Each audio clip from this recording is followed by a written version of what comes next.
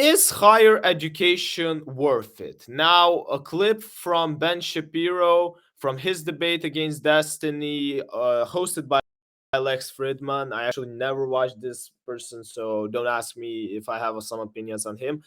I have opinions on Ben Shapiro and I have opinions on Destiny. They are obviously not the role models, so to say, who to follow, who I would, for instance, follow. But what you could say, they often, whenever they come to debate someone, they actually formulate clearly and they know how to pick words for their theses. So what I would say is this should be an interesting topic. Now, about the topic, because again, it's 5 minutes long and it's mostly going to be me talking. Is higher education worth it? From my perspective, yes. It's totally worth it. And whoever says that, oh, it's just a degree, it's just a degree, I'm gonna send you this face right now. You're gonna watch me while you look me in the eyes. The problem that we have a lot of the times recently is that people look at education. How do I say it correctly? People who criticized higher education, so to say, the reason they do it is because how often it is pushed. It's pushed, get a degree, get a job. And it's turned into this whole concept where a lot of people think, oh, I don't need a degree to get a job. Now obviously you don't need. That's why I actually often don't like, whenever I look at job offers, I hate when they say requirements degree.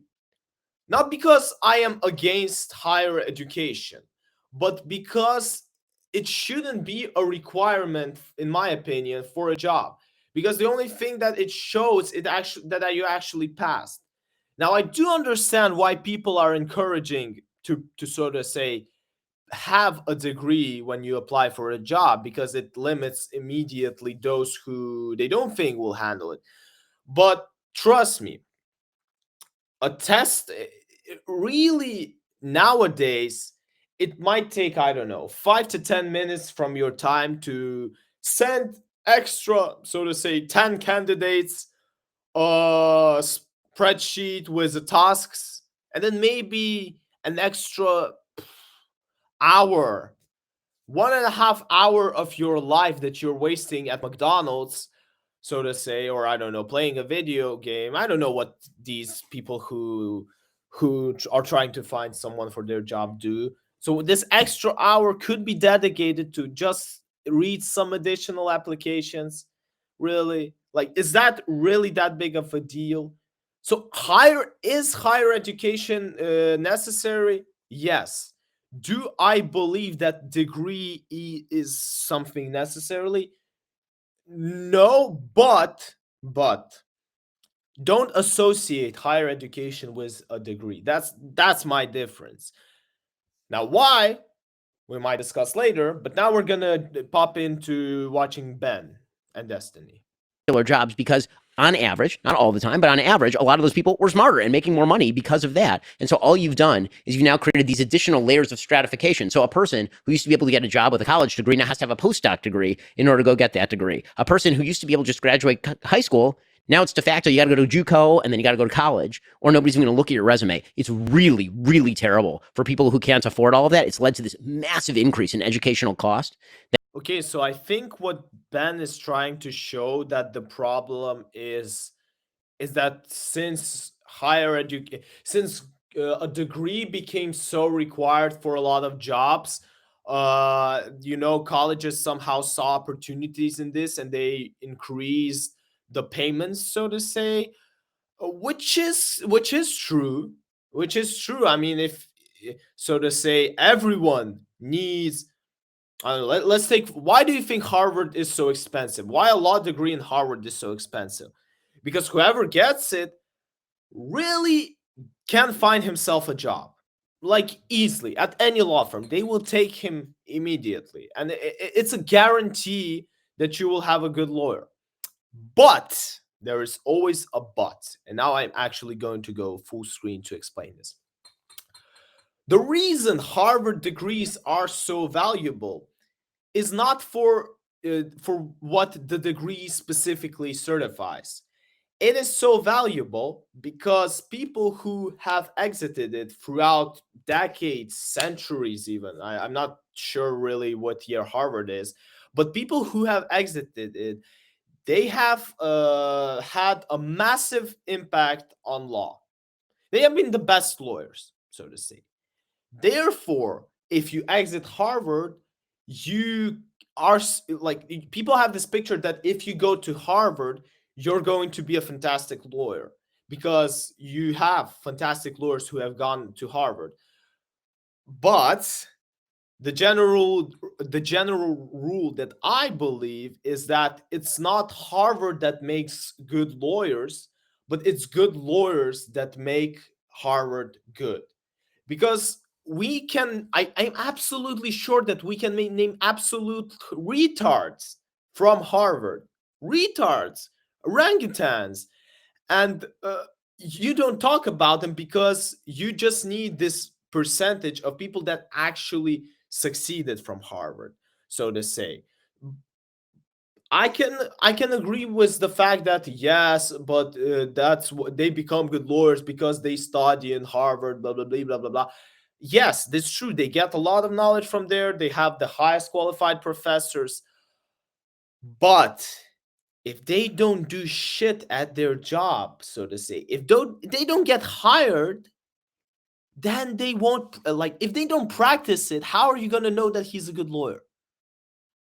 That's my opinion. That's why as for me, that's why I say that there is a difference between degree and higher education.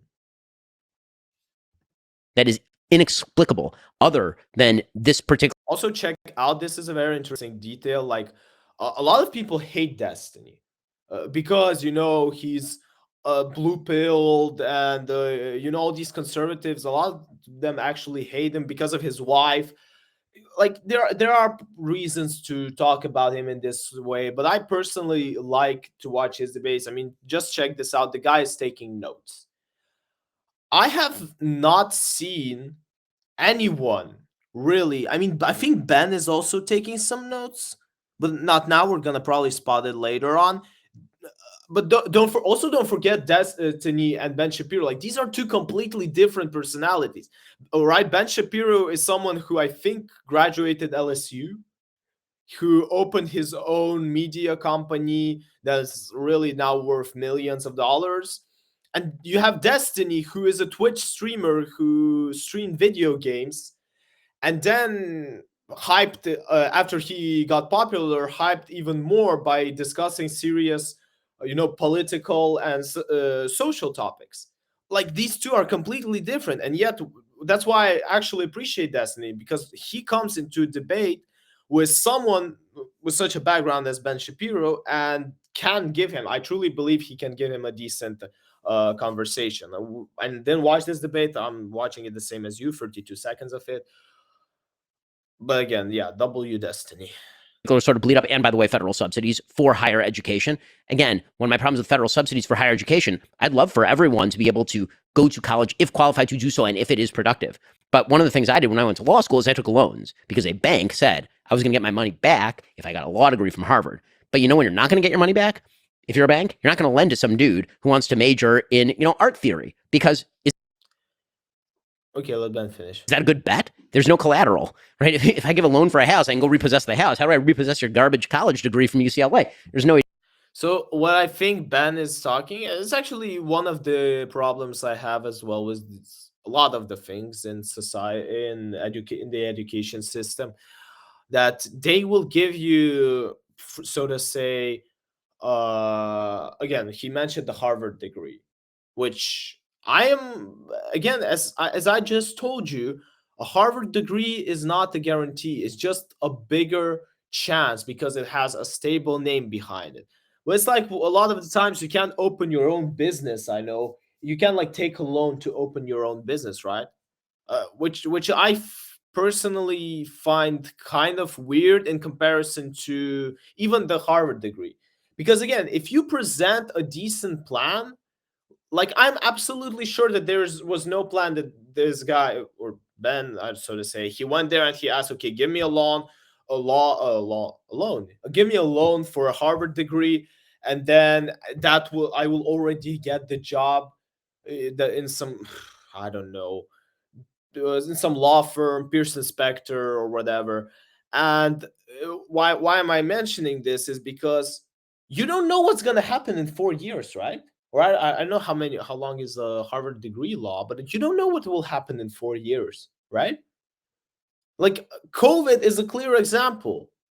Like I don't know what I won't really get into detail how many jobs it took away, but believe me when I say that some of those loans that truly were given with the expectations they're gonna get paid off got vanished because someone, for instance, couldn't get shit with it. Okay, I don't want to curse really. I don't know. Maybe my mom will watch this stream. So yeah, we're gonna continue a nice, gently discussion. Way to do that. So, one of my so yeah, this is a broader conversation about education in general. I think the educational system is cruising for a bruising, and I think all that's necessary for it to completely collapse on the non-STEM side, where you actually learn things, is for people who employ to simply say, "Give me your SAT score, and I will hire you for an apprenticeship directly out of high school." That it would cut out so much of the middleman. But as far as the general point that you're making about institutions, I may disagree on the education and how far it's gone. In general, I agree with you. So it's in Okay. Oh, okay. Wait. Are we going only to listen to Ben? Are we? So we're not going to listen to Destiny's part, bruh. Bro, this clip sucks. This clip sucks because I wanted to listen to Destiny as well. Ah, no. I have to watch the whole Lex Fridman show, and I don't have time because I have to end the stream in like 40 minutes. But okay, let's listen what Ben has to say. general, I agree. And I guess to use my favorite longest word in the English language here, I would consider myself in many cases an anti-disestablishmentarianist. Nice. Right? You see, I like to drop that. That's it. Because A what? myself in many cases an anti-disestablishmentarianist. Nice. No offense, anti-disestablishment. Who? Come again. Longest word in the English language here. I would consider myself in many cases an anti-disestablishmentarianist. Nice. Tarianist. Well, let me Google it quickly because I genuinely don't like talking about stuff that I don't know. Anti-disestablishment. Okay, now I'm kind of catching it. Tarianist? I don't know how he actually formulated it. Okay, I found it. Anti-disestablishmentarian. Oh my god. Imagine coming to someone and telling them that you're an anti-disestablishmentarianist. I don't even care if you're not one. It will sound just they will so look at you. There are two ways they could actually look at you. They could look at you as someone who is trying to flex, so to say, and think of you as a jerk, or they might actually respect you. So it is a position that advocates that the state church should continue to receive government patronage rather than be disestablished, be separated from the state. So he wants the church to be connected to the state. Basically, whoever follows this theory. I'm gonna disagree on this one. I'm going to disagree with him. I'm gonna be the disestablishment. Okay, I don't want to sound like stupid, so I'm gonna pronounce this disestablishmentarianist. Yo, I said it. Let's go further. Nice. Right? You see, I like to drop that. That's it. Because if you're an establishmentarian, that means you like the establishment. Disestablishmentarianism, right? So I'm an anti. So Can you say that word, Dustin? That's the one we all learned growing up. Anti-disestablishmentarianism is there the you longest go. word in the So, dictionary. and so We've he is all- also. yeah. So, Oh. but Really? And then some Canadian group would say, "What about supercalifragilistic?" And then you're What about pneumo ultramicroscopic? or the science terms. Yeah, exactly. Or what about the 7,000 letter thing that's from part of biochemistry? I got my education in the Soviet Union, so we just did math. We didn't learn any of this. That's why you're a useful person. Soviet Union math was that 1 + 1, how to make that equal. Wait, where's Lex Fridman from? I gotta Google that as well. Whoever knows who he is from, drop it in the comments. I gotta Google where he is from. Okay. Traitor. We know long Yes. words, and he The streams one. on the internet, and and I talk for a living. So anyway, yeah. but the point is that I don't disagree that there is a general populist tendency on all sides of the aisle to look at the institutions and then throw them overboard. I think that some of that is earned by people who are in positions of power at institutions who have completely undermined the faith and credibility of those institutions. I think that you have to examine institution by institutions which ones are salvageable and which ones are not. So I'm not a full anti-disestablishmentarianism. I'd be partially in that camp. There are certain institutions like higher education in the liberal arts that I think we may be better off without. And then there are certain institutions like, say, participation in American government, where when people talk about we need a revolution, like, no, we don't. That's not a thing. We need an evolution. We need change. We can use the system. And you know, but I think you have to establish, you have to look at it industry by industry, you know, Just curious. institution by institution. On that position on institutions, do you think Biden or Trump would side with you more? As far as the institutions, Yeah. I think the institutions in the United States at the governmental level are robust. I think the social institutions are failing. Yeah, but I'm just curious on your general view of institutions. Do you think Biden? Obviously, he's gonna go from Trump. He's a right conservatist. I would actually like. It's not, and again, it's not an offense to Shapiro. I just simply watched his content. He's gonna go for Trump. Or Trump would side with you more on how you view them? I mean, I think that in rhetoric, Biden would, and then I think that he would tear out the face of the institution and wear it around like a mask, like Hannibal Lecter. I mean, that's Even my though he actual. resisted some people's calls to like pack the court and.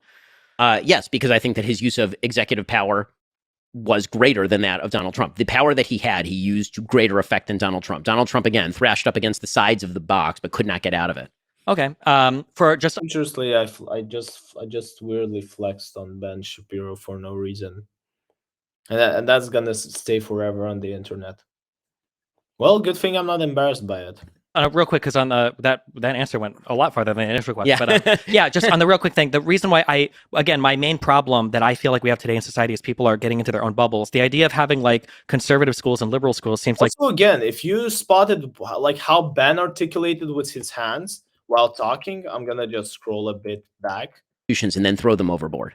I think that Well, some not- of that not- is earned. not here. Biochemistry. I got my education. At least we're in the English language here. I would consider myself, in many cases, an anti-disestablishmentarianist. Nice. Like, check the body language. Why I'm mentioning this? Because this is important. Because all of us wants to like be listened to, and in it, as I actually witnessed throughout life, the usage of your hands is very important.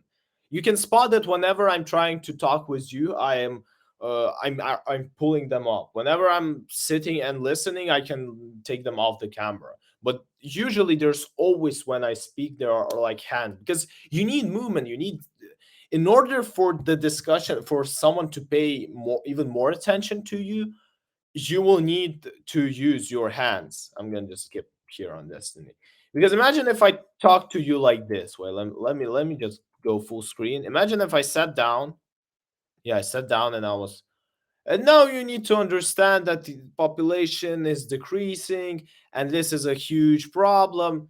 You won't listen to me. Well, at least you would listen less, so to say. So now our free viewers, there would be, I'm absolutely sure, 2 or even 1.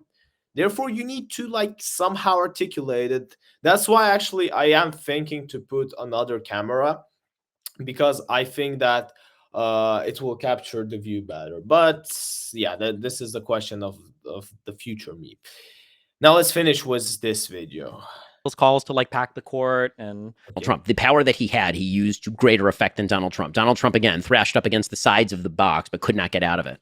Okay. For just on a real quick, because on that answer went a lot farther than the initial question. Yeah. But yeah, just on the real quick thing, the reason why my main problem that I feel like we have today in society is people are getting into their own bubbles. The idea of having like conservative schools and liberal schools seems like the saddest thing in the world to me. Like I would want. Yes, this is a good point by Destiny, and I can tell you that it's not only spotted in the U.S. Conservatives and liberals going to school together, because I think these people need to interact with each other more, if for no other reason than to say that the other person is not like an actual monstrous, horrible entity that wants to destroy the country. Listen, I think a classically liberal idea for many schools would not be a bad thing. I think it would be a good thing. Yeah. I just wonder if that's salvageable. And if it's not salvageable, then the answer to that is to actually create alternative. The problem isn't this. Even like the fact that some ideas would be good and some ideas would be bad. The problem is that it instantly creates a differentiation between two, so to say, sides, And why is it a problem? It is because at the end of the day, they are all thinking about, like, usually their aim should be a bigger goal, right? It should be the bright future of, in this situation, the United States. But I've seen it also in other countries. I think the United Kingdom has this thing now, and even Germany now. So there are a lot of them who, like, there's a school for this people and the school for that.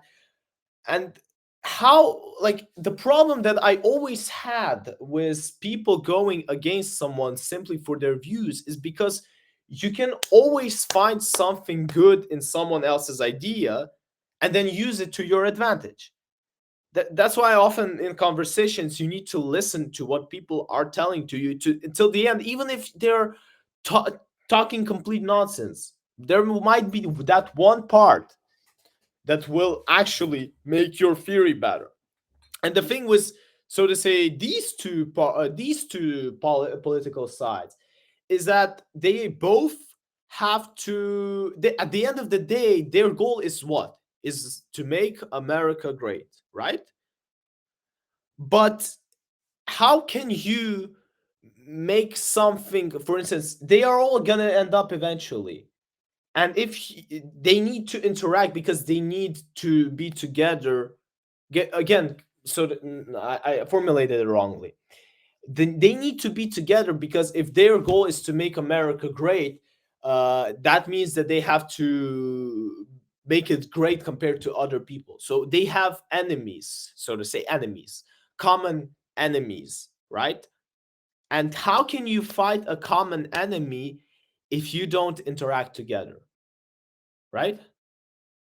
Simple as that. That's why I genuinely don't understand this. But I actually know where it comes from. I actually know where it comes from, and I think I have a theory.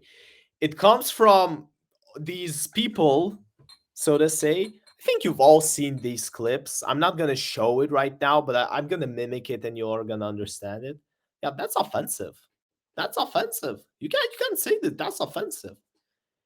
And they really went to the whole point where, so to say, liberals and conservatives that live together, like, they can't go together because if, so to say, one says the other to the other, and believe me, there are freaks on both sides, they're just gonna go and say, oh, that's offensive.